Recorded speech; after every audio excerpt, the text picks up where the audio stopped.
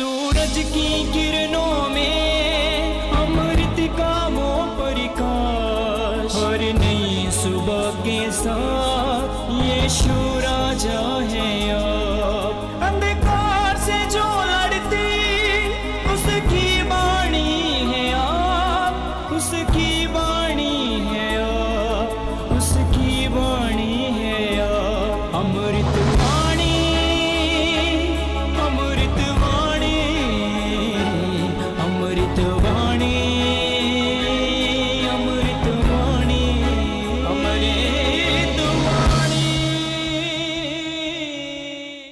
पहला पाठ सामुएल का दूसरा ग्रंथ, अध्याय 7, पद संख्या 4 से 17 तक। प्रभु की वाणी नातान को यह कहते हुए सुनाई पड़ी, मेरे सेवक दाऊद के पास जाकर कहो, प्रभु यह कहता है, क्या तुम मेरे लिए मंदिर बनवाना चाहते हो? जिस दिन मैं इस्राएलियों को मिस्र देश से निकाल लाया, उस दिन से आज तक मैंने किसी भवन में निवास नहीं किया। मैं तंबू में रहकर उनके साथ भ्रमण करता रहा। जब तक मैं इस्राएलियों के साथ भ्रमण करता रहा, मैंने कभी किसी से यह नहीं कहा, तुम मेरे लिए देवदार का मंदिर क्यों नहीं बनाते हो? मैंने किसी न्यायकर्ता से, जिसे मैंने अपनी प्रजा चराने के लिए नियुक्त किया था, ऐसा निवेदन नहीं किया। इसलिए मेरे सेवक दाऊद से यह कहो, विश्व मंडल का प्रभु कहता है, तुम भेड़ें चराया करते थे और मैंने तुम्हें चारागाह से बुलाकर अपनी प्रजा इस्राएल का शासक बनाया। मैंने तुम्हारे सब कार्यों में तुम्हारा साथ दिया और तुम्हारे सामने तुम्हारे सब शत्रुओं का सर्वनाश कर दिया है। मैं तुम्हें संसार के सबसे महान पुरुषों की जैसी ख्याति प्रदान करूंगा। मैं अपनी प्रजा इस्राएल के लिए भूमि का प्रबंध करूंगा और उसे बसाऊंगा। वह वहां सुरक्षित रहेगी, कुकर्मी उस पर अत्याचार नहीं कर पाएंगे। ऐसा पहले हुआ करता था, जब मैंने अपनी प्रजा इस्राएल का शासन करने के लिए न्यायकर्ताओं को नियुक्त किया था। मैं उसे उसके सब शत्रुओं से छुड़ाऊंगा। प्रभु तुम्हारा वंश सुरक्षित रखेगा। जब तुम्हारे दिन पूरे हो जाएंगे और तुम अपने पूर्वजों के साथ विश्राम करोगे, तो मैं तुम्हारे पुत्र को तुम्हारा उत्तराधिकारी बनाऊंगा और उसका राज्य बनाए रखूंगा। वह मेरे आदर में एक मंदिर बनवाएगा और मैं उसका सिंहासन सदा के लिए सुदृढ़ बना दूंगा। मैं उसका पिता होऊंगा और वह मेरा पुत्र होगा। यदि वह बुराई करेगा, तो मैं उसे दूसरे लोगों की तरह बेंत और कोड़ों से दंडवित करूंगा, किंतु मैं उस पर से अपनी कृपा नहीं हटाऊंगा, जैसा कि मैंने साउल के साथ किया, जिसे मैंने तुम्हारे लिए ठुकराया। इस तरह तुम्हारा वंश और तुम्हारा राज्य मेरे सामने बना रहेगा और उसका सिंहासन अनंत काल तक सुदृढ़ रहेगा। नातान ने दाऊद को ये सब बातें और यह सारा दृश्य बताया। यह प्रभु की वाणी है। ईश्वर को धन्यवाद। भजन अनुवाक्य। मेरी कृपा उस पर बनी रहेगी, मेरी कृपा उस पर बनी रहेगी। मैं अपने कृपा पात्र को प्रतिज्ञा दे चुका हूँ। मैंने शपथ खाकर अपने सेवक दाऊद से कहा, मैं तुम्हारा वंश सदा सर्वदा के लिए स्थापित करूँगा, तुम्हारा सिंहासन युग युगों तक सुदृढ़ बनाए रखूँगा। अनुवाक्य। मेरी कृपा उस पर बनी रहेगी। वह मुझसे यह कहेगा, तू ही मेरा पिता, मेरा ईश्वर तथा मेरा उद्धारक है।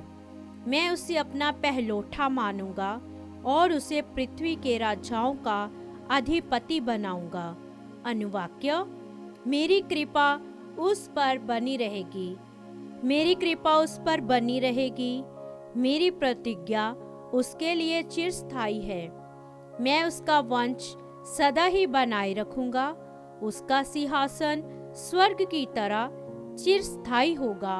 अनुवाक्य, मेरी कृपा उस पर बनी रहेगी। जय घोष।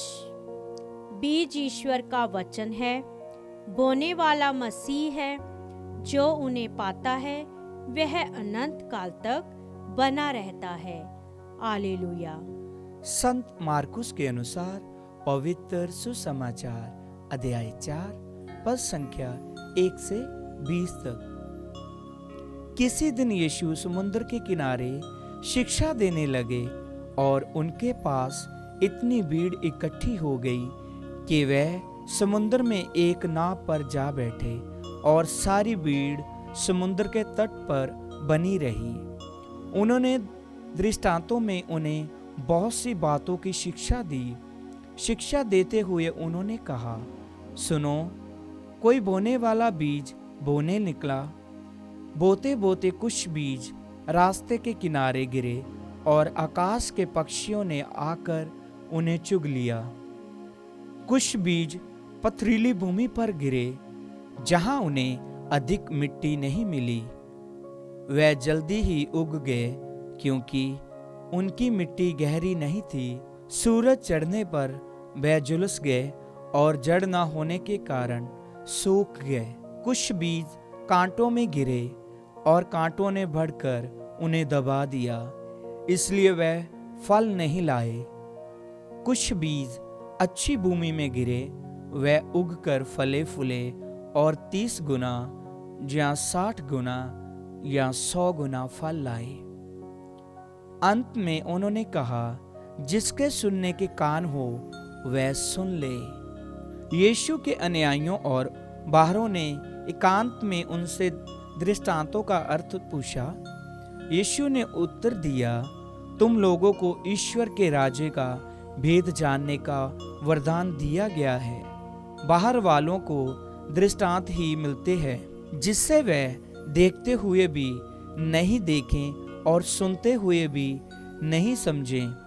कहीं ऐसा ना हो कि वे मेरी ओर लौट आए और मैं उन्हें क्षमा प्रदान कर दूं।